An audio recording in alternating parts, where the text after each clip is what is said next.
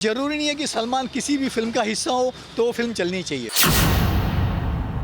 Love affair काफ़ी मशहूर हुए, ब्रेकअप हुए।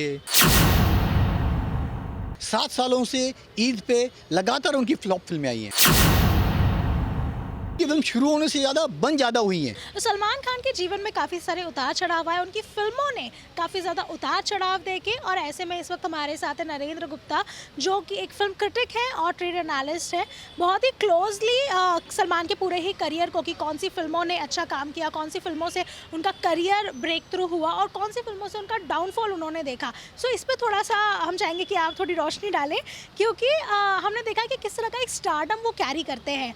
चाहे उनका एक स्वैग हो, ऑडियंसेस को इन्फ्लुएंस करना हो, थिएटर में आकर देखना। कोविड के बाद भी जैसे उनकी फिल्म आई, सभी थिएटर्स में आए और एक अलग सा ही चार्म है उनमें जो हम देखने को मिलता है जब भी उनकी फिल्म रिलीज़ होती है। तो फिल्मों को लेकर, उनके करियर को लेकर थोड़ा आपसे जानना चाहेंगे।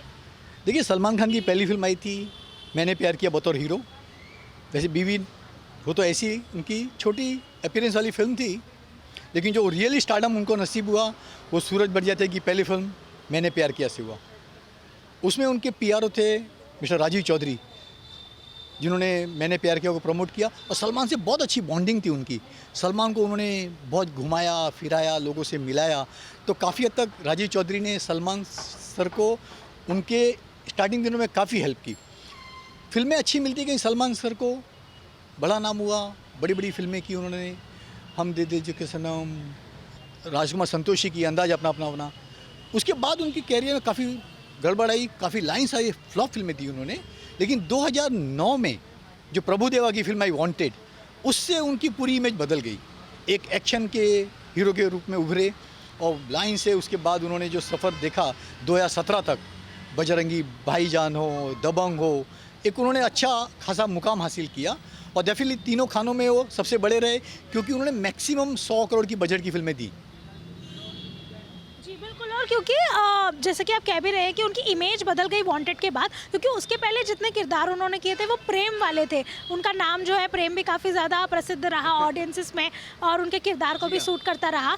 लेकिन ये जब एक्शन के थ्रू उनका ये पूरी तरह से मैं कहूँगी बदलाव देखने को मिला, वो किस तरह का रहा? और जब डाउनफॉल उन्होंने देखा तो किस तरह से बैक टू बैक फिल्में फ्लॉप हुई? डाउनफॉल हुआ उनका जो 17 के बाद जो फिल्में आई, जैसे कि आप रेस 3 बोल सकती हैं, ट्यूबलाइट, भारत, पिछली ईद पे आई थी उनकी किसी का भाई किसी की जान। उन्होंने डिफरेंट रोल करने की कोशिश की, लेकिन ऑडियंस ने उनको सिरे से नकार दिया।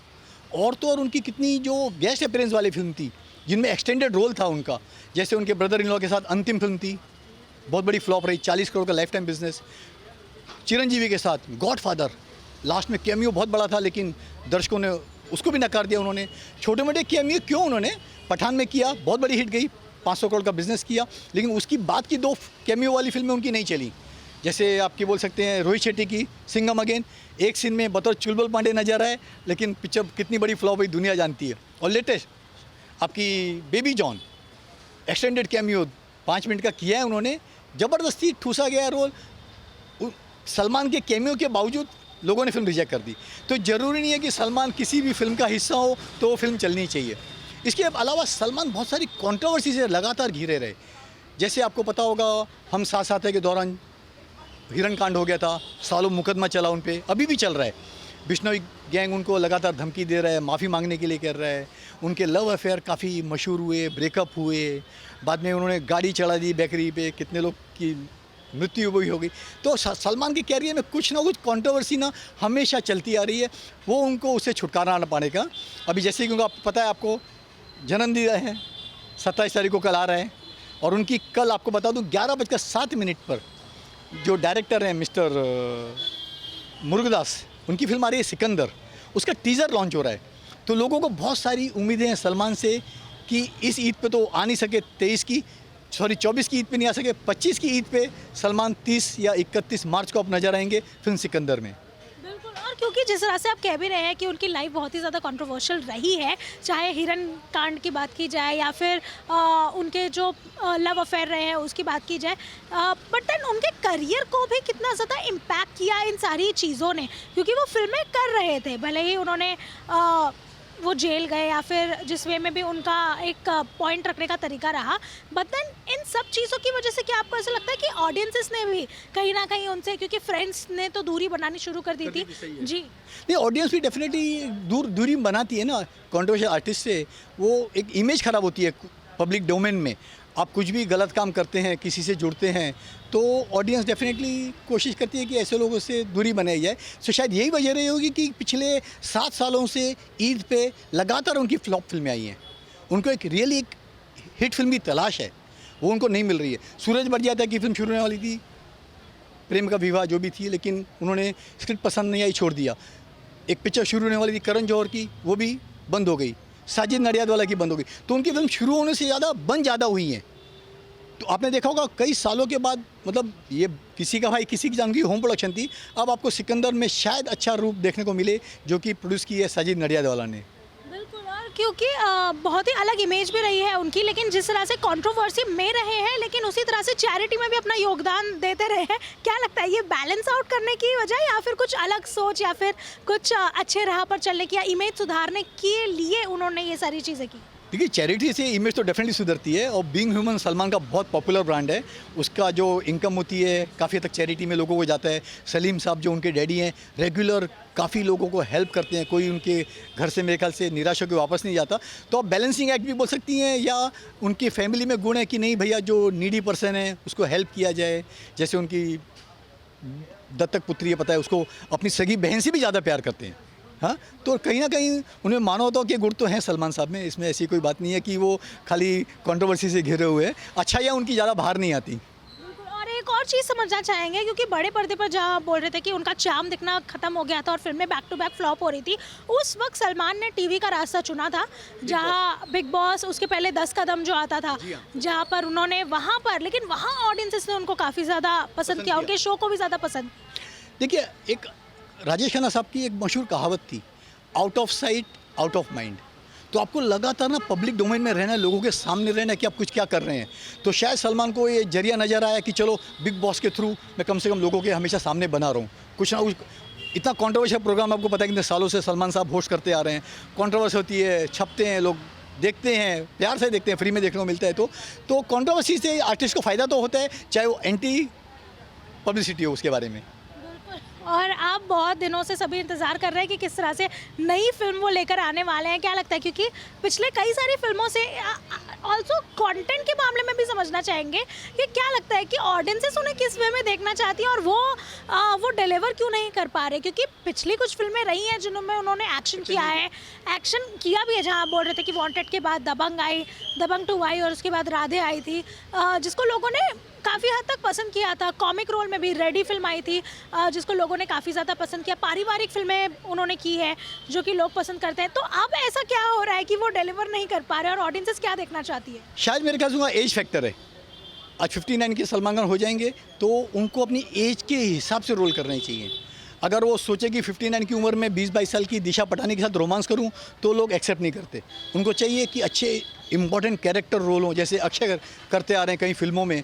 तो उनको रोल बहुत संभाल के चुनने पड़ेंगे। ये नहीं कि किसी का रीमेक से बना लिया, किधर हॉलीवुड की फिल्म से मार लिया। लोग तंग आ चुके हैं, लोगों को ऐसा नहीं चाहिए। आपको पता है टाइगर 3 दिवाली पे आई थी, शाहरुख खान भी स्पेशल अपीयरेंस था। फिल्म का कितना बुरा हाल हुआ ये पूरी दुनिया जानती है। तो उनको एक्शन से दूर रह के एक इम्पॉर्टेंट रोल चुनने पड़ेंगे, अच्छे डायरेक्टर चुनने पड़ेंगे, अच्छे बैनर चुनने पड़ेंगे। तो शायद मेरे ख्याल से उनकी नैया पार हो सकती है। वरना आज की तारीख में साउथ इतना हैवी हो गया है हमारे बॉलीवुड पे। 2024 में सभी बड़े आर्टिस्टों की फिल्में दर्शकों ने नकार दी, चाहे वो अक्षय कुमार हो, अजय देवगन हो, टाइगर श्रॉफ हो, ऋतिक हो, इवन सलमान की 2 स्पेशल अपीयरेंस वाली फिल्में वो भी नहीं चली। तो पीपल नीड समथिंग डिफरेंट, कि अच्छा कंटेंट हो, हम उसको पसंद करें। बिल्कुल, बट कंटेंट के मामले में जब से वो प्रोडक्शन में खुद अपना योगदान देने लगे हैं, जब से उनका खुद का प्रोडक्शन हाउस भी चालू हुआ है, चाहे राइटिंग में हो जाए या फिर अदरवाइज कंटेंट को मोल्ड करना हो जाए, डायरेक्शन में हो जाए, वो अपना योगदान देते आए हैं। बट देन क्या लगता है आपको कि क्यों शायद जिस तरह से आप कह रहे हैं कि एज एक फैक्टर है कि लोग उस तरह से एक्सेप्ट नहीं कर पा रहे कि 59 के होने के बाद भी सलमान खान अभी भी खुद को उस तरह से हीरो के तौर पर ही देखते हैं, लेकिन लोग उन्हें देखना चाहते हैं उस तरह से या नहीं देखना चाहते? क्या लगता है आपको ऑडियंसेस का व्यू? नहीं, ऑडियंस डेफिनेटली देखना चाहती है उनको, कि जैसे आपने अपनी बेबी जॉन के लास्ट के 2 मिनट के उसमें अपीयरेंस देखा होगा, उनके फ़ैन ताली बजा रहे हैं, खुश हो रहे हैं कि अपने भाईजान आ गए। डेफिनेटली भाईजान को लोग प्रेम करते हैं, लेकिन अगर पूरी फिल्म अच्छी हो तो प्रेम करेंगे।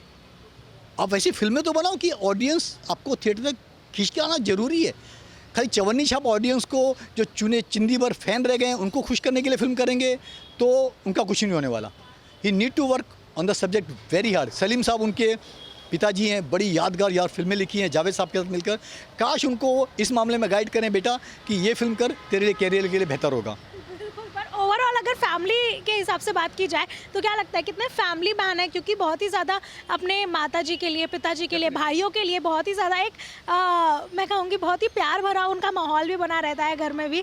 कितना आपने पर्सनली ऑब्जर्व किया? नहीं, definitely Salman is a totally family man. मतलब उनके लिए फैमिली सबसे फर्स्ट है। उनकी सिस्टर हो, उनके डैडी हो, उनके भाभी हो, he is very positive about his family. शायद यही वजह है कि वो गैलेक्सी छोड़कर नए बंगले में जाएंगे जो कुछ सालों में बन जाएगा। एक बड़ी जगह ली है उन्होंने, स्टार विला करके जगह थी जहाँ पर काफ़ी पुराने आर्टिस्ट रहा करते थे। सुल्तान अहमद, अपनी नगमा और ज्योतिका के डैडी चंद्र संदाना रहते थे, राजेश खन्ना के सेठी गुरनाम रहते थे। सलमान ने पूरा प्लॉट खरीद लिया है, वहाँ पर बहुत बड़े विशाल पैमाने पे बंगला बनाएंगे वो। उसमें जिम होगा, स्विमिंग पूल होगा, आलीशान रूम्स होंगे जहाँ डेफिनेटली पूरी खान फैमिली निवास करेगी। बिल्कुल, और इस साल वो अपना 59th बर्थडे मना रहे हैं। किस तरह से आप देखते हैं उनके इस बर्थडे को? देखिए, सिक्योरिटी बहुत टाइट है, आपको पता होगा। जेड सिक्योरिटी में सलमान साहब रह रहे हैं, उनकी शूटिंग पे भी बहुत बंदोबस्त रहता है। तो मुझे नहीं लगता है कि पब्लिक में आके वो हाथ वेव करेंगे या दिखाएंगे। अक्सर वो पनवेल चले जाते हैं अपना बर्थडे मनाने। देखते हैं कि अभी उनका बर्थडे कल है, किस तरफ मनाएंगे, लोगों को किस तरह खुश करेंगे अपनी आने वाली फिल्मों से। बिल्कुल, हम भी यही उम्मीद रखेंगे। वीडियो जर्नलिस्ट आलोक दुबे के साथ रोशनी विश्वकर्मा, मुंबई।